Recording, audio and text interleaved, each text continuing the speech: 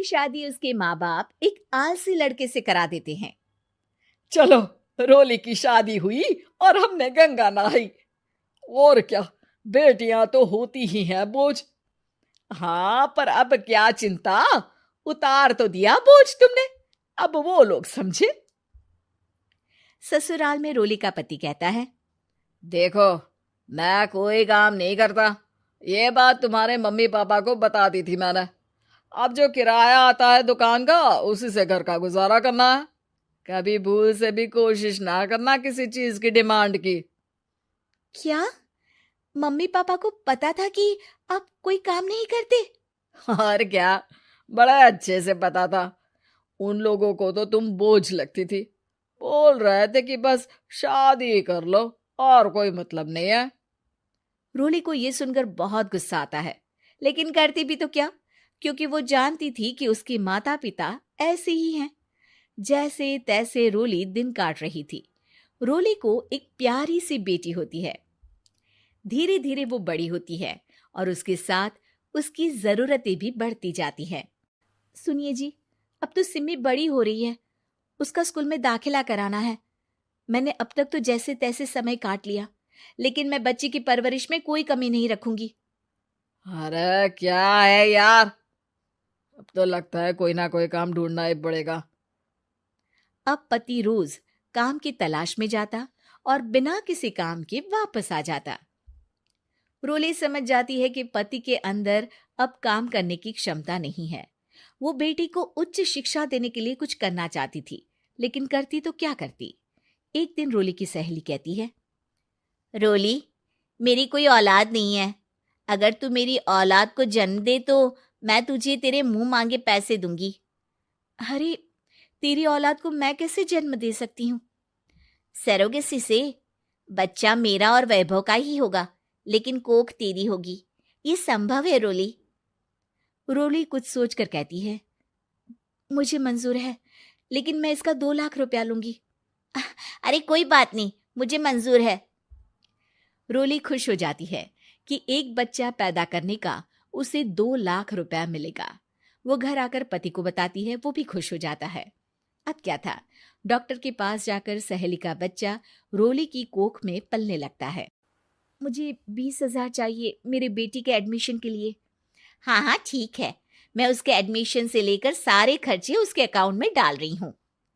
रोली की बेटी का एडमिशन हो जाता है। रोली को लगता है कि वो अब सब कुछ ठीक कर देगी। दिन और महीने आगे बढ़ते हैं। अब एक दिन, एक बात कहूँ जी, काश इस बच्चे को मैं रख पाती। मैं अब इससे काफी जुड़ गई हूँ। अरे यार, पता नहीं किसका बच्चा है, अपने पास है ना अपनी मुन्नी। हाँ, लेकिन अब मैं भी इस बच्चे से जुड़ाव फील करने लगी हूँ, लेकिन मैं ये जानती हूँ कि ये मेरा बच्चा नहीं है। दोनों की जिंदगी ठीक चल रही थी, लेकिन कहते ना कि सुख का पल ज्यादा लंबा नहीं होता। एक दिन रोली की सहेली का फोन आता है। रोली, मुझे अब ये बच्चा नहीं चाहिए, मैं अपने पति को छोड़ रही हूँ। अरे लेकिन मुझे पैसों की जरूरत है, बच्चा तुम्हारा है, मैं क्या करूंगी? सहेली बिना कुछ बोले फोन काट देती है, फोन स्विच ऑफ कर देती है। लेकिन रोली के जीवन का तूफान यहीं नहीं रुकता। रोली, मैं इतना भार नहीं उठा सकता। आज पढ़ाई का पैसा मांग रही हो, कल को शादी, कॉलेज और पता नहीं क्या क्या। मैं तुम्हें छोड़ रहा हूँ, अपनी बच्ची उठाओ और निकलो इस घर से। अरे पर मैं कर तो रही हूं ना बच्चे के लिए काम, आप आराम से रहिए ना। क्या काम कर रही हो, देख रहा हूं मैं। ये छोटा शहर है, यहाँ लोगों को बात बनाते वक्त नहीं लगता। तो मैं क्या करूं? ज्यादा पढ़ी लिखी नहीं हूं, कैसे घर के खर्चे चलाऊं? और आप तो काम करना ही नहीं चाहते। हाँ, ना चाहता हूं और ना ही करूंगा। रोली को पति की बात पर काफी गुस्सा आ जाता है। ठीक है, अगर मेरे जीवन में संघर्ष ही लिखा है तो वही सही।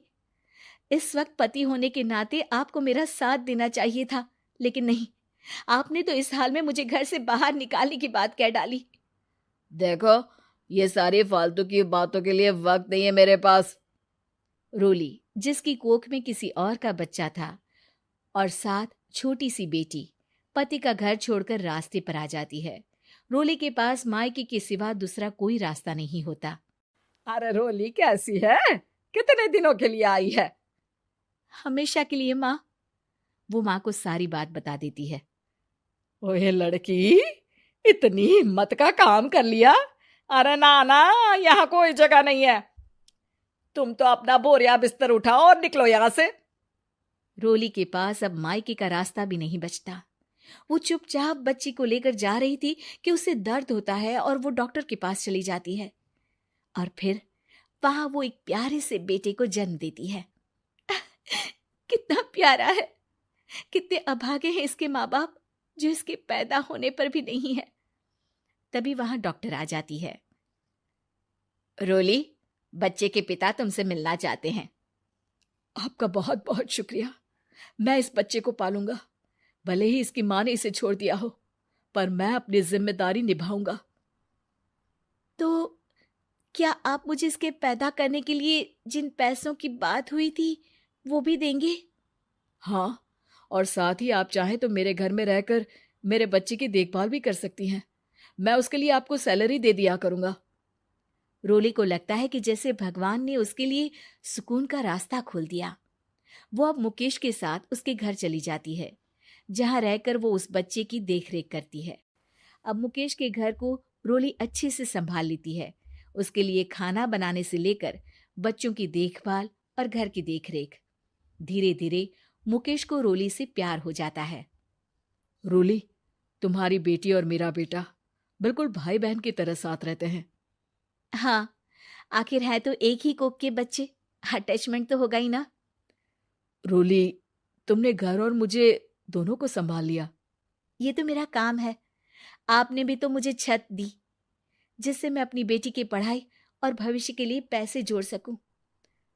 अब रोली, क्या तुम मुझसे शादी करोगी? अब मैं जानता हूं तुम्हारी भी शादी कुछ खास अच्छी नहीं रही। रोली को मुकेश की बात ठीक लगती है। वो उसे हाँ बोलने की सोच ही रही होती है कि उसके पहले पति का फोन आ जाता है।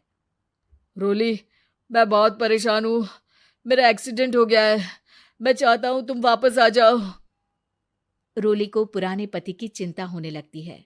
वो सोचती है कि वो क्या कर रही थी। हाँ हाँ ठीक है, मैं आ रही हूँ।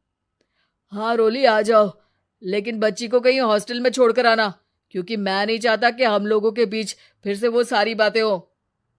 रोली को समझ आ जाता है कि पति आज भी सुधरा नहीं है। वो पति के पास जाने से इनकार कर